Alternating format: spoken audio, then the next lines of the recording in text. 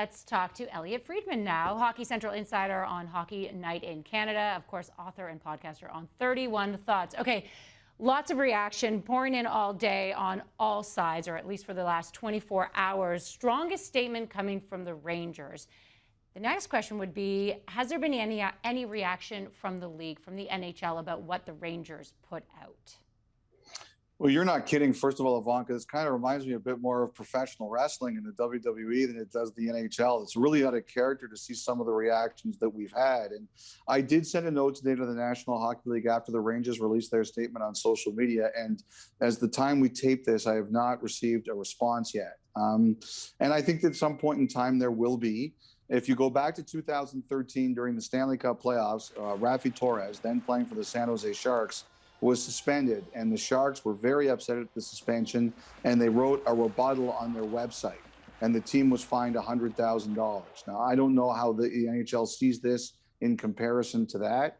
I would suspect, though, at some point in time, the Rangers would be fined, although I wouldn't want to guess the amount at this particular point in time. Would there be any chance that the fine changes or that anything could change regarding Tom Wilson and his penalty? No, that is set. The $5,000 fine that they announced on Tuesday morning is set in stone. That's not going to change. The suspension isn't going to change. You know, the interesting thing about this one, Ivanka, is that when Tom Wilson was last suspended earlier this season, the 7 games to Brendan Carlo, initially I think the NHL was not inclined to suspend him, or the Department of Player Safety was not inclined to suspend him. And then when they slept on it overnight, they thought about it, they kind of changed their interpretation of boarding and gave him the 7-game suspension. So there have been cases for flexibility during their thought process, but once the penalty is announced, we don't see a change. So no, now that $5,000 fine has been announced for the punch to Buchnevich, it's not going to be changing. Okay, what would you do if you're in George Parris's situation, if you were wearing his hat? What would have been your punishment, if any, or the same, to Tom Wilson? I would have tried to find a way to give him a game or two, at least. You know, like I said, what this year has proven that there is room for flexibility and experimentation in the rule book and interpretation because of that Wilson-Carlos situation. You know, Ivanka, I'm not really that prudish when it comes to toughness or intimidation. I don't really have any problem with it. What I didn't like about this play is it was just a total mismatch.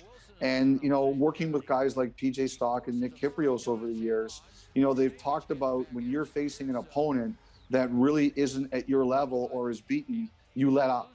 And I just thought in that particular situation, he should have let up on Artemi Panarin. He's just not in the same class, and he wasn't in a position really to defend himself against a riled up and forceful Wilson. It was clear that while he was trying to defend his teammate, he really wasn't trying to fight him. He knew that wasn't a sensible attempt. So I just didn't like that, you know, that there was an injury here. Panarin's not going to play the final 3 games. We're probably very fortunate that it wasn't worse than that.